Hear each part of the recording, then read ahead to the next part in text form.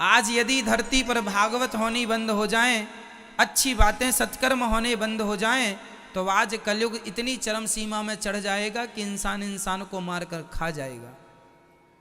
ये स्थिति तुरंत उत्पन्न हो जाएगी। वो तो सत्कर्म ने, धर्म ने, कथाओं ने अभी तक कुछ थाम के रखा है, बचा के रखा है।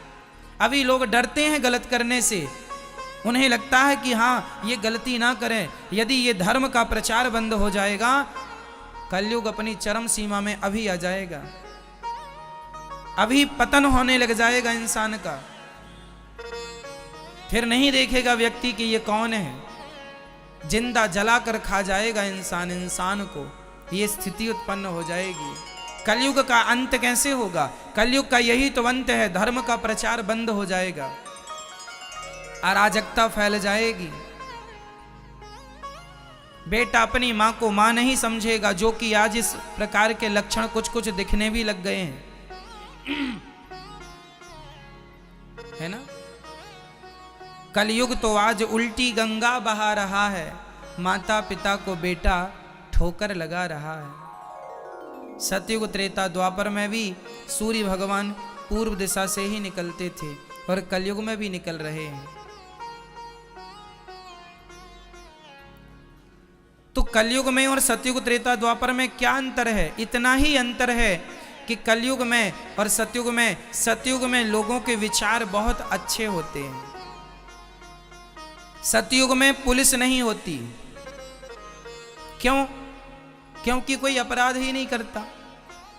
सतयुग में जेल नहीं होते, क्योंकि सारे लोग पाप करने से बचते हैं, क्योंकि उन्हें पता है कि भाई हम गलत करेंगे हमें भोगना पड़ेगा, है ना। इसलिए ना जेल की जरूरत होती है, ना जज की जरूरत होती है, क्योंकि वहां के लोग पाप करते ही नहीं। उन्हें पता है कि हम गलत करेंगे भोगना पड़ेगा।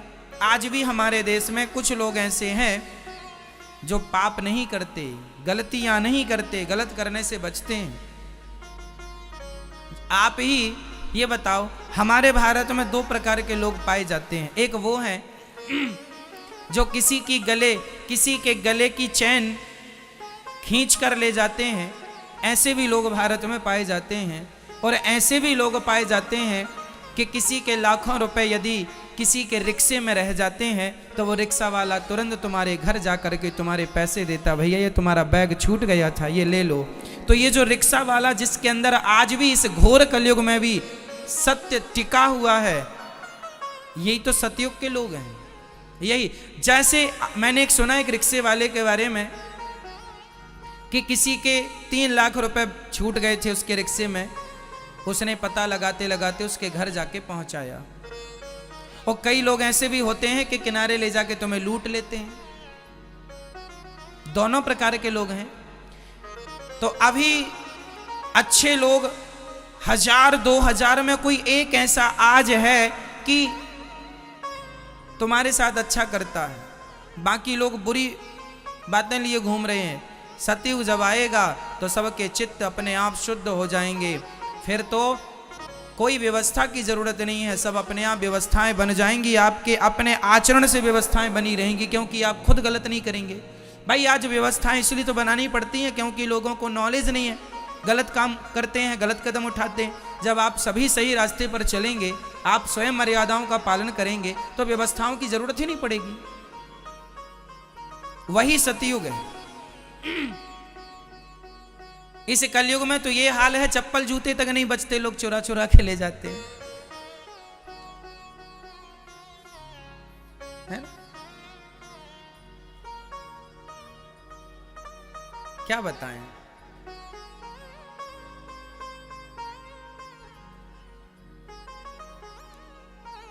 तो ये घोर, ये कलयुग है। यहां लोगों की बुद्धि इतनी बिगड़ चुकी है कि वो जूते तक चुरा लेते हैं। अब सोचिए, ये कलयुग है ना, ये कलयुग है।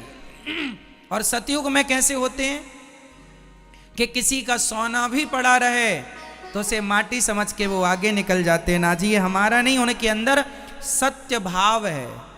वही सत्ययुग है जहां लोगों के विचार अच्छे हैं, सात्विक हैं, सात्विकता ज्यादा है, वो सतयुग है।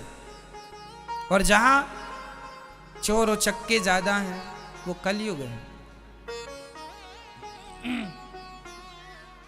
है ना। कलयुग के बारे में तो लिखा है, जिसके हाथ में लाठी होगी भैंस वही ले जाएगा। रामचंद्र कह गए सिया से ऐसा कलयुग आएगा। मंदिर सूना सूना रहेगा, भरी रहेंगी मधुशाला। पिता के संग भरी सभा में नाचेगी घर की बाला। एक ऐसा कन्यादान पिता ही कन्या का धन खाएगा। रामचंद्र कह गए सिया से ऐसा कलयुग आएगा, ऐसा कलयुग आएगा। मंदिर सूना सूना रहेगा, भरी रहेंगी मधुशाला। मंदिर सूना सूना रहेगा। इस कलयुग में क्या होगा? मंदिर में कोई घंटा घंटी बजाने वाला, आजकल तो देखो ना इलेक्ट्रिक घंटे लगाने पड़ रहे हैं, क्योंकि कोई मंदिर में घंटा बजाने वाला भी नहीं बचा। सोच लो, ये कलयुग में ये दुर्दशा है कि आज मंदिरों में इलेक्ट्रिक घंटे लग रहे हैं। बटन दबा दो, टन टन टन टन चलता रहा। क्यों जी? क्या बताइए, ये कलयुग नहीं है? अब मंदिरों में जहां इलेक्ट्रिक घंटे चालू हो गए, यही कलयुग है। आज सोचो मंदिरों में घंटे बजाने वाले लोग नहीं बचे, जबकि कहां जा रहे हैं लोग? मंदिर सूना सूना रहेगा, भरी रहेंगी मधुशाला। पिता के संग भरी सभा में नाचेगी घर की बाला। एक ऐसा कन्यादान पिता ही कन्या का धन खाएगा। ये कलयुग में बाप अपनी बेटी का धन खूब खाता, बेटी लाओ लाओ लाओ, तुम ही लाओ, तुम्हारी खा लेंगे हम। ये कलयुग है। हाँ, सुनो सिया कलयुग में काला धन और काले मन होंगे। चोर उचक्के नगर सेठ और प्रभु भक्त निर्धन होंगे। देखो ये बिल्कुल सत्य हो रहा कि नहीं? सुनो सिया कलयुग में काला धन और काले मन होंगे। चोर उचक्के नगर सेठ और प्रभु भक्त निर्धन होंगे। जो होगा लोभी और भोगी वो जोगी कहलाएगा। रामचंद्र कह गए सिया से ऐसा कलयुग आएगा, ऐसा कलयुग आएगा।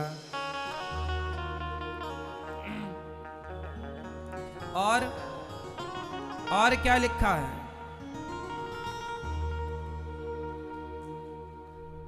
कि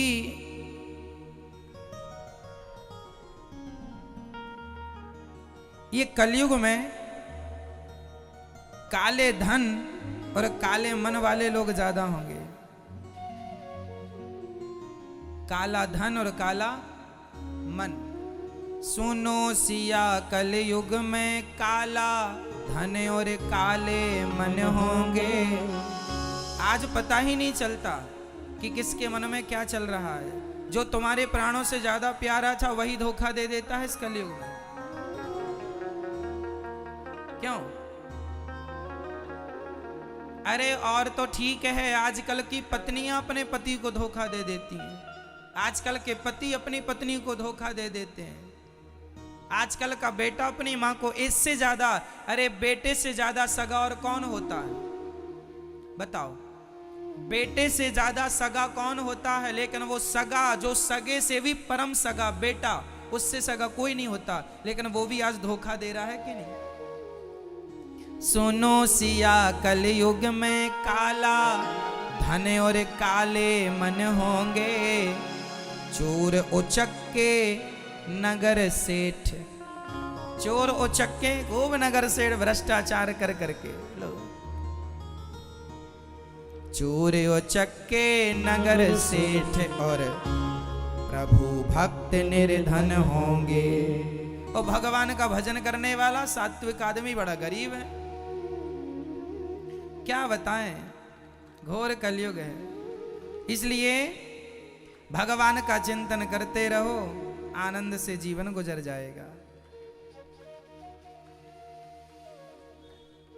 रामचंद्र कह गए सिया से, है ना, राजा और प्रजा दोनों में होगी निस दिन खींचातानी, कदम कदम पर करेंगे दोनों अपनी अपनी मनमानी। जिसके हाथ में लाठी होगी भैंस वही ले जाएगा। रामचंद्र कह गए सिया से, ऐसा कलयुग आएगा, ऐसा कलयुग आएगा। इसलिए ये घोर कलयुग है भैया। जैसे हो सके अपने आप को बचा लो बस। इस घोर कलयुग में भी आप बच सकते हैं। कैसे बच सकते हैं? बोले सत्संग की छतरी लगा लो, प्रेम का छाता लगा लो, भक्ति का छाता लगा लो। कलयुग के पाप तुम्हारे ऊपर नहीं बरसेंगे। जो नहीं लगाएगा ये प्रेम और भक्ति का छाता, उनके ऊपर ये पाप बरसता रहेगा।